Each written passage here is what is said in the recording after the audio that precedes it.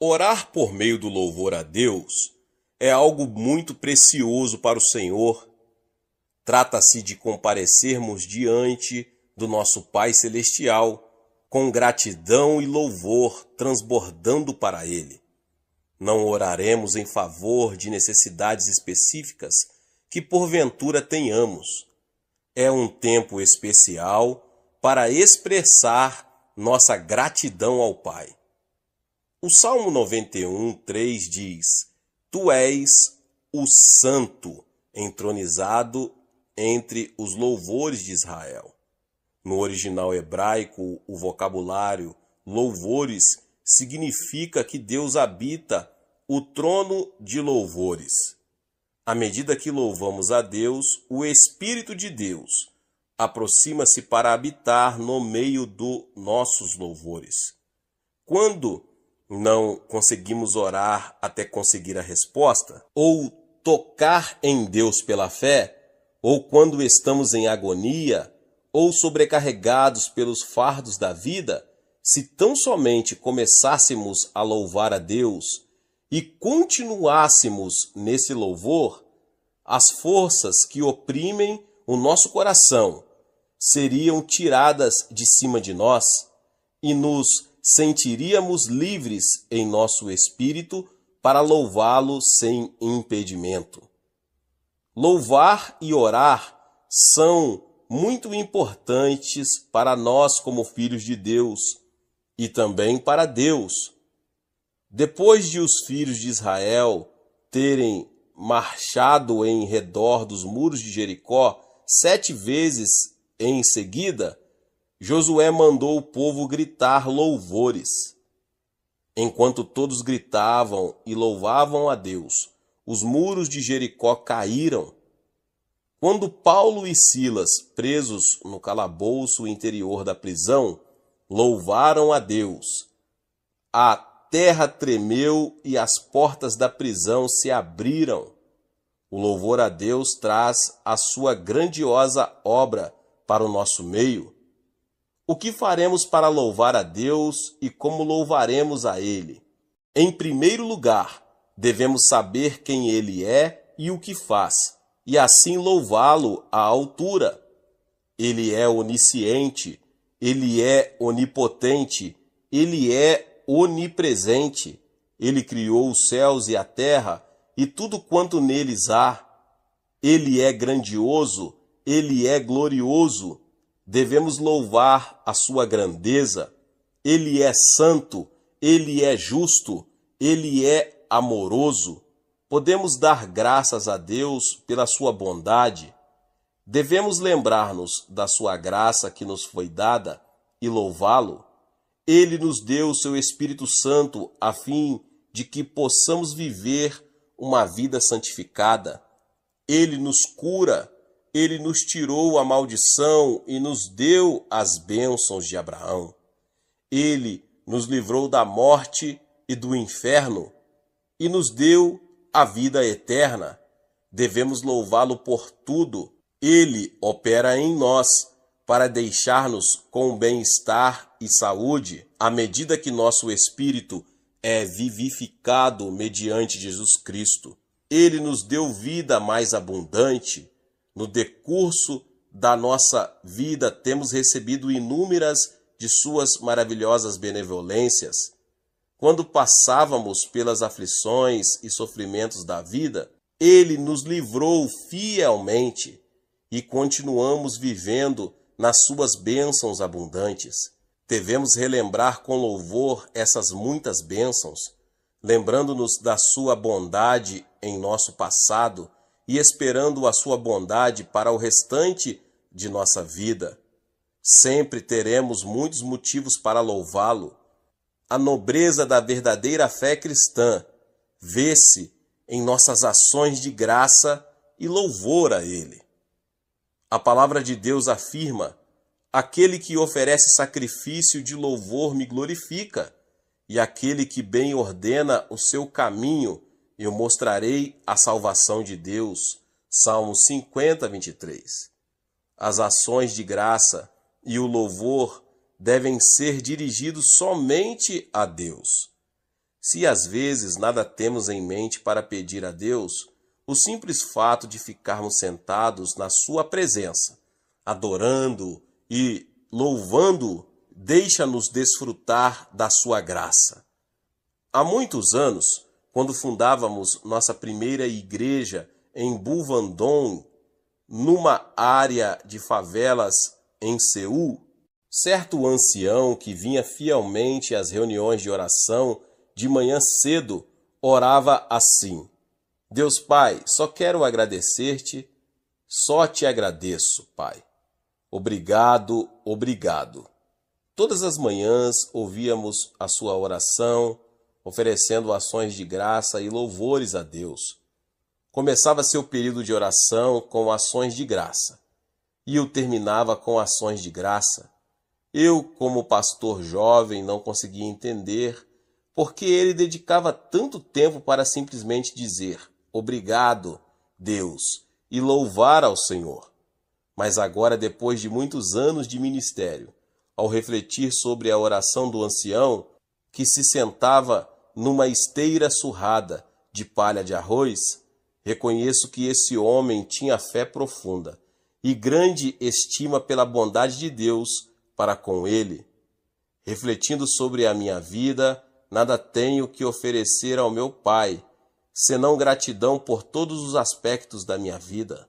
Até nos mínimos detalhes da minha vida, tudo tenho recebido mediante a sua graça. O salmista Davi foi reconhecido como um homem segundo o coração de Deus, porque ele foi quem mais louvou a Deus. Ele deixou-nos muitos salmos de louvor para que os entoemos também. Nós, os cristãos, lembramos-nos do exemplo de Davi. Não devemos negligenciar a oração de louvor ao nosso Pai. Glória a Deus, Deus abençoe a vida dos irmãos e irmãs que ouviram essa palavra. Se você que chegou aqui talvez pela primeira vez e ainda não é inscrito aqui no canal, se inscreva no canal e ative o sininho das notificações. Todos os dias são postados vídeos abençoados aqui no canal para te abençoar. Deixe também o seu like e não esqueça, meus irmãos e irmãs, de compartilhar este vídeo com mais pessoas. Nos vemos nos próximos vídeos. Amém. Alguns anos atrás, eu viajava por vários países. Em certo país, preguei cerca de 30 vezes a grupos que contavam com um total de mais de 25.000 pessoas. Embora alguma destas reuniões tivessem resultados espirituais duradouros, fiquei grandemente perturbado pela condição da maioria das igrejas nesse país. Havia muitas igrejas lindas, mas aos domingos quase todas encontravam-se vazias. Até mesmo os crentes que iam à igreja pareciam inquietos e desambientados, mais como um grupo de órfãos que uma família de crentes. Muitos desses crentes eram gente boa, mas seu conhecimento da vontade de Deus para suas vidas era limitado, e sua alegria parecia ainda menor. Haviam parado de permitir que Cristo vivesse e vibrasse em suas lidas diárias. Perderam de vista a necessidade de experimentar a Deus diariamente. Uma vez que Deus não era uma realidade vibrante em seu viver diário, todos os problemas pareciam maiores. Não estavam continuamente sintonizados com a voz que lhes daria a direção correta. Iluminavam suas vidas cristãs com uma lâmpada de 40 watts. Embora o poder de Deus lhe desse eletricidade suficiente para iluminar seu mundo todo. E tal acontece, muitas vezes, com cada um de nós. Nós, os crentes, temos ouvido com frequência a respeito da graça de Cristo. Esta palavra tinha um conteúdo vivo no começo de nosso viver como crente, embora ela ainda agrade ao ouvido. Há muito ela tem se tornado apenas uma expressão teológica. No grego, graça é charis. Quando os gregos mais experientes veem um lindo cenário, uma montanha alta e verde com regatos cristalinos, dizem cariz. Quando ouvem música de uma beleza que prende a mente, levando às alturas do deleite, dizem cariz. Cariz refere-se a um elemento especial da beleza natural, nas belas artes, na música e nas lindas canções dos seres humanos. A graça é provida mediante a vida de Cristo na terra e sua morte na cruz.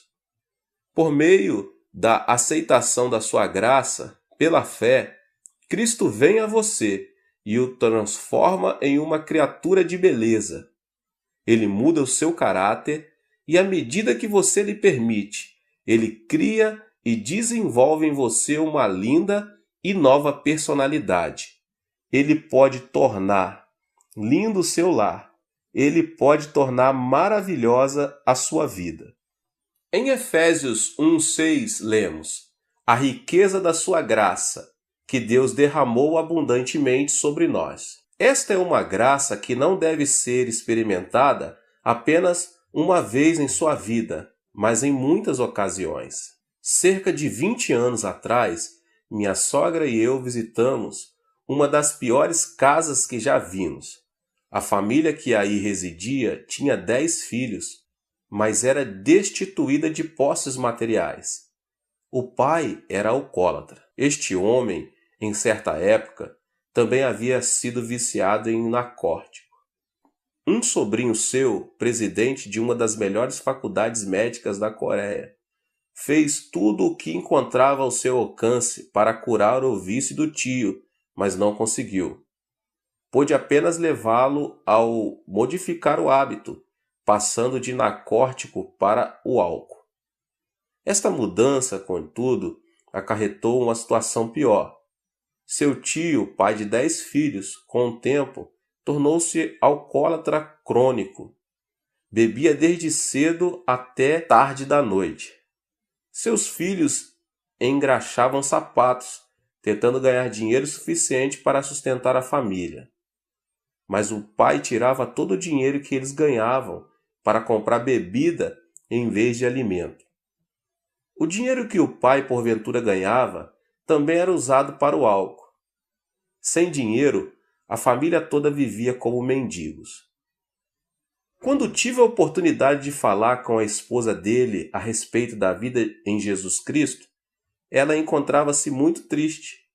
Estava magra por causa da má nutrição. Tinha problemas cardíacos e dores estomacais, e seu estado mental era de profunda depressão. Enquanto falava com ela, ela não queria me ouvir. "Quero morrer", respondeu ela. "A melhor coisa que poderia acontecer comigo é a morte.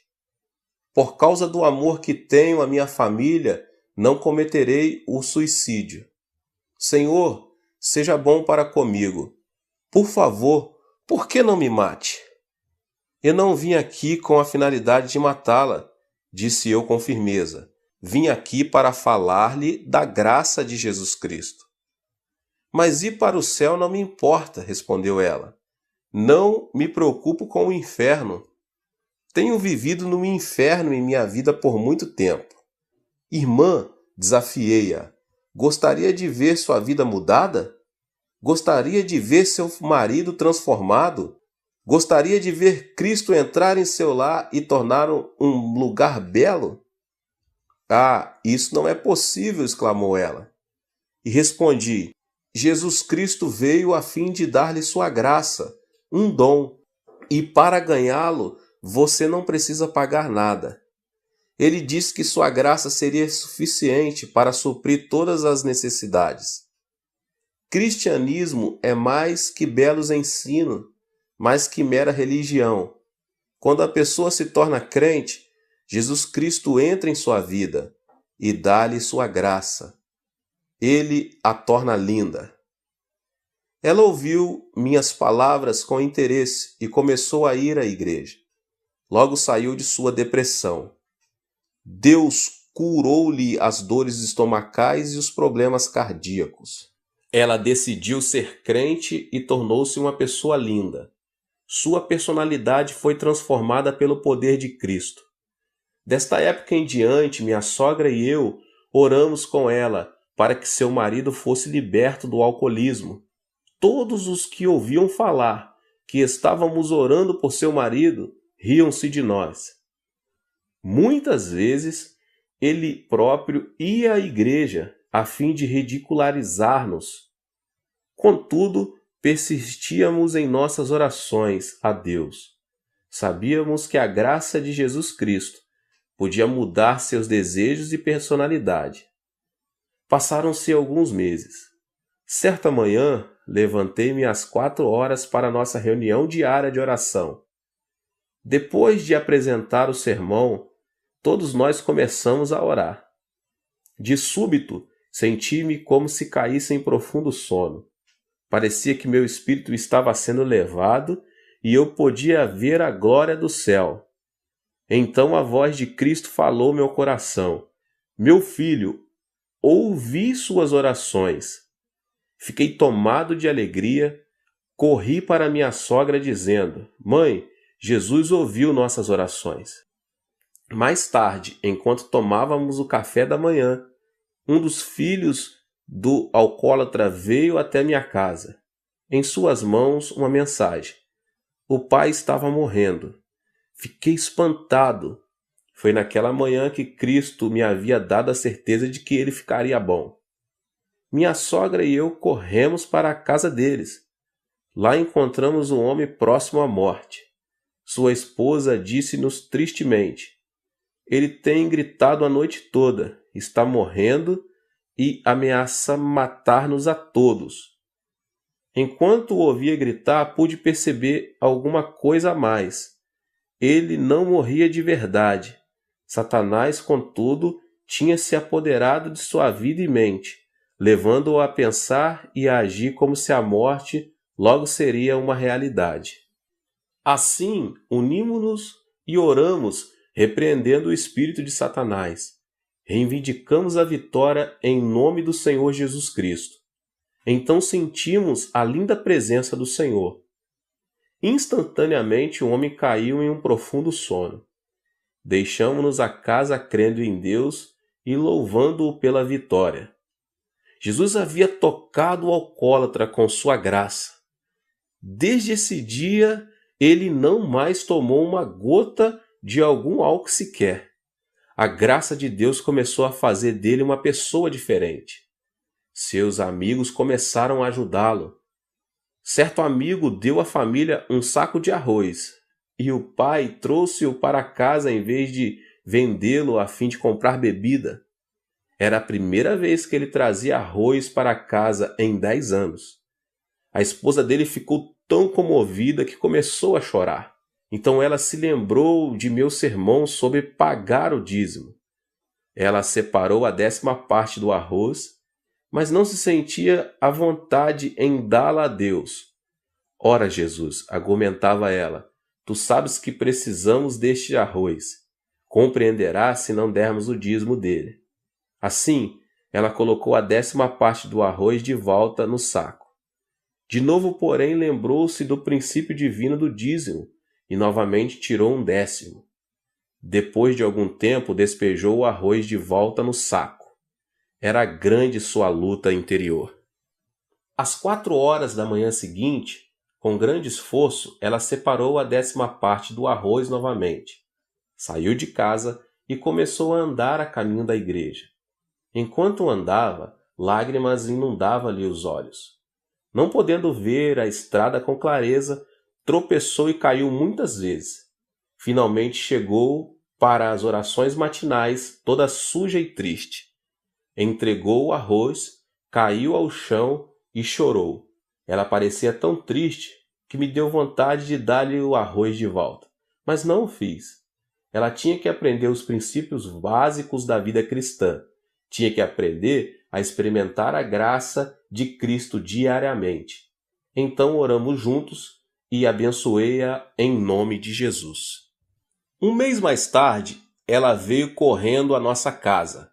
Pastor, pastor, exclamou ela, Aconteceu um milagre. O que aconteceu? Perguntei. Ela respondeu alegre. Temos comido daquele saco de arroz por mais de um mês. Esta manhã meu marido perguntou-me como é que eu conseguia alimentar a família com um único saco de arroz. Ele já durou por mais de um mês. Fomos à sua casa para verificar o fato. Havia exatamente 1/10, a quantia de seu dízimo restante no saco. Toda vez que ela tirava um pouco de arroz para cozinhar, 1/10 sempre permanecia. O milagre continuou até seu marido comprar outro saco de arroz. Assim que comprou outro, o primeiro se esvaziou. A graça diária de Cristo também começou a operar em seu lar. Por causa da pobreza da família, todos os filhos trabalhavam arduamente o dia todo. Então os filhos começaram a frequentar a escola.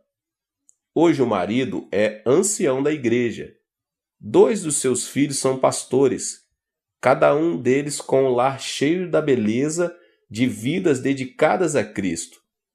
Esta família inteira aprendeu a importância de experimentar a graça de Cristo diariamente. Há 4 palavras na língua grega para expressar diferentes tipos de amor. Uma palavra é eros. Este é o tipo de amor que sentimos pelo sexo oposto. Amo muito a minha esposa e ela também me ama. Quando me encontro fora, em viagem evangelística no exterior, procuro escrever-lhe uma carta todos os dias. Contudo, posso perceber alguns sentimentos egoístas em nosso amor, pois há momentos em que desejo que ela me ame ainda mais do que a amo. Há ocasiões em que ela deseja receber mais amor do que oferece.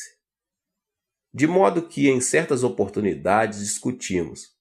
Discussões essas que nascem de uma luta pelo poder, em vez da estabilidade do amor abnegado. Estou no Ministério da Palavra por mais de 2 décadas. Durante este período, tenho aconselhado muitos casais com problemas conjugais. A maioria desses problemas foi causada por amor egoísta e autocentralizado. O amor de Deus é diferente. O seu não é o amor egoísta eros. Outra palavra para amor é filéu. Este é o tipo de amor que existe entre amigos. O amor dos amigos é menos egoísta, mas ainda há restrições. Enquanto a pessoa tem abundância e prosperidade, ela terá muitos amigos. Mas no momento em que chega o fracasso nos negócios ou outras dificuldades, muitos amigos, um a um, a deixam. O amor filial também falha ao enfrentar problemas. Storge é uma terceira palavra grega para amor. Este é o tipo de amor entre os pais e os filhos. Esta espécie de amor envolve um tipo diferente de dedicação. Durante a Guerra Coreana, muitas pessoas foram para Busan, no extremo sul da Coreia. A maioria das pessoas que viviam aí, minha cidade natal, eram muito pobres, com escassamente o necessário para cada dia. Era quase impossível conseguir trabalho. Desesperados pela falta de alimento, até mesmo roubávamos. Quando os soldados norte-americanos começavam a transportar carvão do porto de Busan, muitos meninos como eu subíamos nos vagões como formigas famintas. Roubávamos carvão suficiente para vender a fim de comprar alimento e roupa para passar uma pequena porção do severo inverno. Certo dia, um grupo de refugiados subiu num trem de carga para roubar carvão. Um militar norte-americano correu para eles gritando que descesse. Apavorados, pularam fora do trem. Um menino de 7 anos de idade encontrava-se no grupo que fugia. Ele começou a correr com o restante do grupo, mas viu um pouco de carvão caindo debaixo do trem. Entrou, arrastando-se debaixo do trem para retirá-lo. No momento em que ele alcançava o carvão, o trem começou a mover-se. As pessoas que estavam por perto gritaram, mas ninguém ousou salvar o garoto. Então, um senhor de meia idade correu para debaixo do trem. Com o impulso de sua força, ele empurrou a criança para fora, jogando-a de cima dos trilhos. Mas o homem já não estava seguro. A seguir, ouvimos o ruído dos ossos do homem, quebrando-se à medida que as rodas de aço estraçalhavam-lhe o corpo. O homem deu a vida por aquele menino. Era seu pai. Tal é o amor de pais cuidadosos. O amor estorge. Leva os pais a ações heróicas. É um maravilhoso tipo de amor, mas ele também tem seus limites. É um amor limitado aos pais e aos filhos. Na língua grega, o amor de Deus é ágape. Ágape é diferente de eros, diferente de filéu e diferente de estorge. Ágape é um amor incondicional, o amor de Deus mostrado mediante a vida de Cristo e de sua morte na cruz do Calvário. Deus não nos ama porque podemos dar-lhe algo de volta. Ele não nos ama porque podemos passar horas alegres de amizade com Ele. Ele não nos ama porque tenhamos alcançado algum ponto de perfeição humana. Deus nos ama sem condições. Deus é amor e é de sua natureza amar. Cristo viveu uma vida sem pecados e de livre e espontânea vontade sofreu a morte de torturas de um criminoso por causa do amor ágape. Cristo sofreu na cruz a morte que era nossa. Por meio de Cristo, Deus provou que nos ama, a você e a mim, a despeito de nossos pecados, nossas fraquezas e do fato de não merecermos o seu amor. Se você colocar sua fé em Deus, Ele pode purificá-lo dos seus pecados e conceder-lhe o perdão. Com a ressurreição de Jesus, provou-se o poder de Deus, poder que pode dar força às nossas debilidades. Deus apresenta um convite a todos nós. Vinde a mim, todos os que estáis cansados e sobrecarregados, e eu vos aliviarei. Isto está em Mateus 11, 28. O amor de Deus é amor para hoje, amor pelo qual você e eu podemos viver. Jamais tenha dúvida de que você é profundamente amado por Deus. Você tem a habilidade e o privilégio de falar diariamente com Ele, diretamente com Ele também. Não se preocupe com os pecados passados. Deus pode conceder-lhe perdão mediante a fé em Cristo. Não se preocupe com os seus fracassos. Deus pode dar-lhe a força para vencer e ter sucesso. Não se preocupe com suas insuficiências. Mediante Cristo você é fortalecido. Não se preocupe com suas frustrações. Deus mostrou que a frustração última, a morte, é impotente perante sua vontade. Grande parte da Bíblia ocupa-se com o relato do amor de Deus ao homem. Leia-a diariamente e deixe que ela fale do amor de Deus a você. Faça da oração parte de suas atividades diárias. Converse com Deus com honestidade e do íntimo do seu coração e mente. Permita que Deus lhe responda com palavras de amor e sabedoria. Deus o ama profundamente.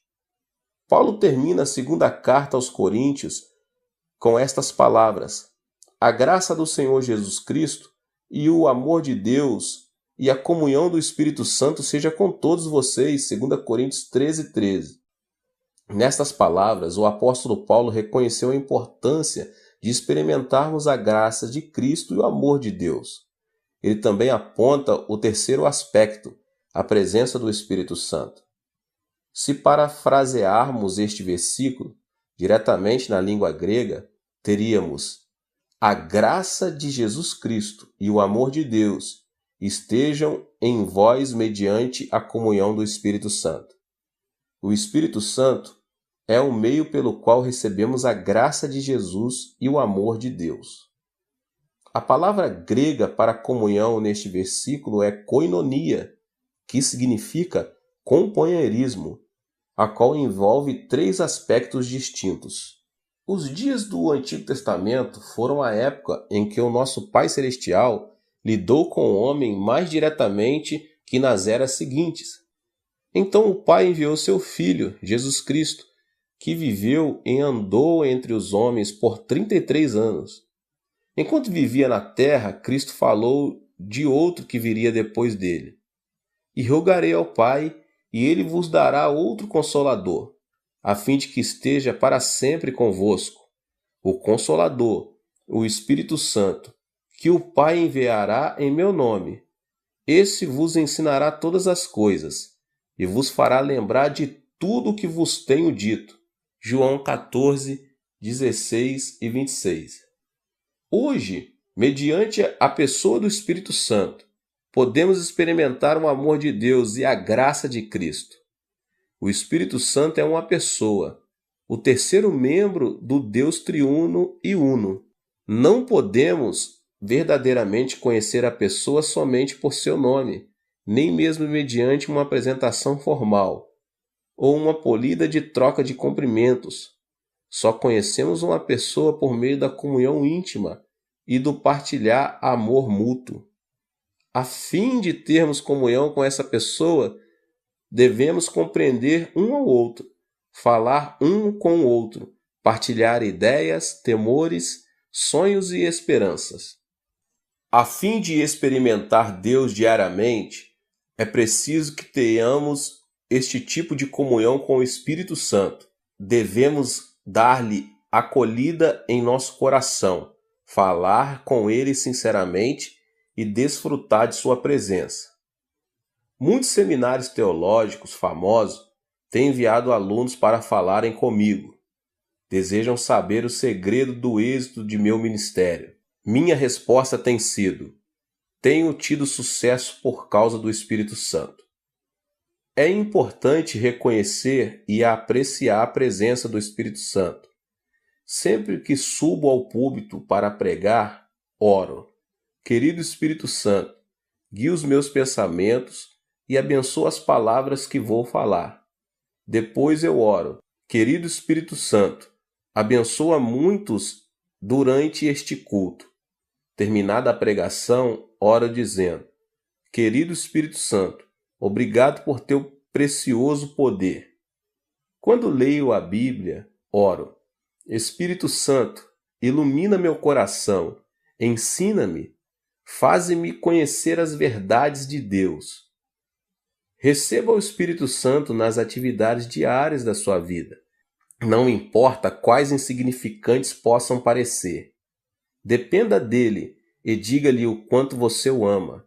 Só então começa a verdadeira comunhão com o Espírito Santo.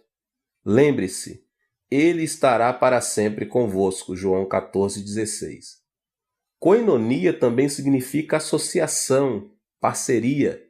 Sem o Espírito Santo como nosso sócio, jamais poderemos realizar nada de grande para Deus. Esta é uma das razões principais porque muitas igrejas tornam-se vazias e por este motivo que muitos jovens estão saindo da igreja. Sem o Espírito Santo, o reino de Deus não pode ser adequadamente construído e não podemos experimentar a graça de Jesus e o amor de Deus. Quando vou a outros países, onde falam uma língua que não conheço, tenho de usar intérpretes a fim de comunicar-me com as pessoas.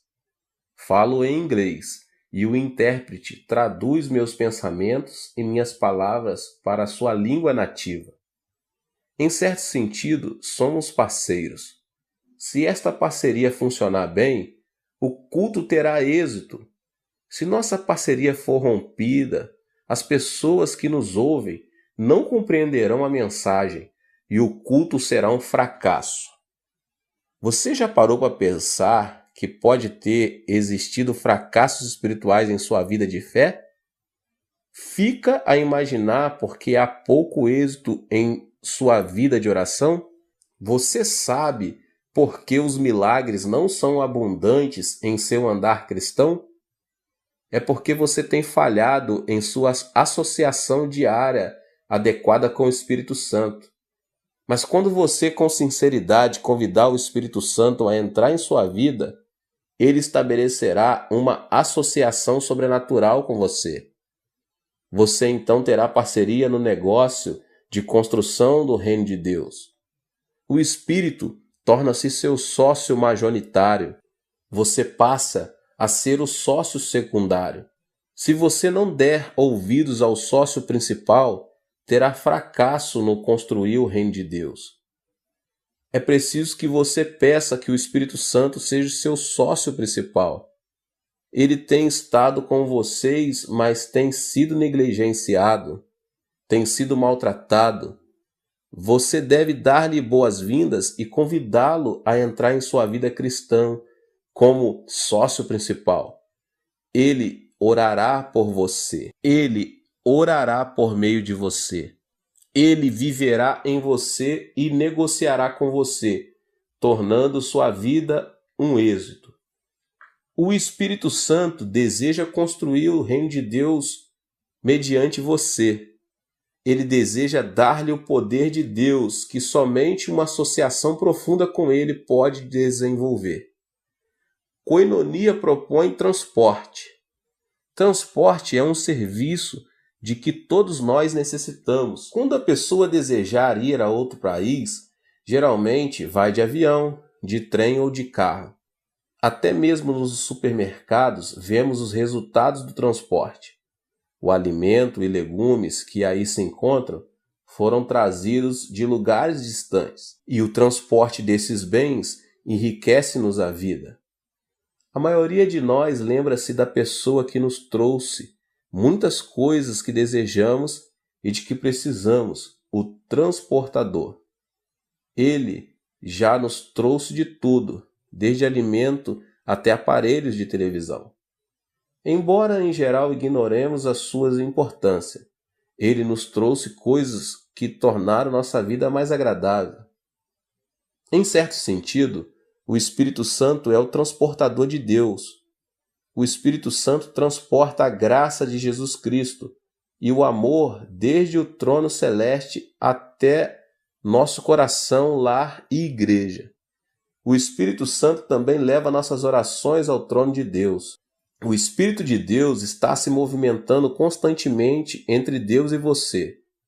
Ele é o dom de Deus para você, o responsável para entregar aos que têm fé todos os dons de Deus, responsável pelas respostas a todas as orações baseadas na direção divina. Ele tem deleite em suas responsabilidades, pois é seu desejo obedecer à ordem do Pai. Para uma vida cristã de poder, é preciso que você experimente a Deus diariamente. Jesus Cristo deu-lhe a graça que o torna lindo. No termo cuidado de Deus, ele lhe deu o amor pelo qual viver. Mediante a comunhão com o Espírito Santo e a graça de Cristo, o amor de Deus pode ser seu. Faça do Espírito Santo seu sócio principal e deixe que o poder, a graça e o amor de Deus fluam livremente em sua vida. Experimente a Deus diariamente e permita que a vibração dessa experiência irradie para todos os que estão ao seu redor. Deus te abençoe mais uma vez. Espero que você tenha gostado. Se inscreva aqui no canal e ative as notificações para que você não perca nenhum vídeo. Tem muitos vídeos aqui do pastor David Poyong Cho. Não esqueça de deixar aqui o seu like e também compartilhar com as pessoas que você mais ama. Deus te abençoe e nos vemos nos próximos vídeos. Tchau. Seja membro do canal Vinícius Siqueira e obtenha benefícios que só os membros têm.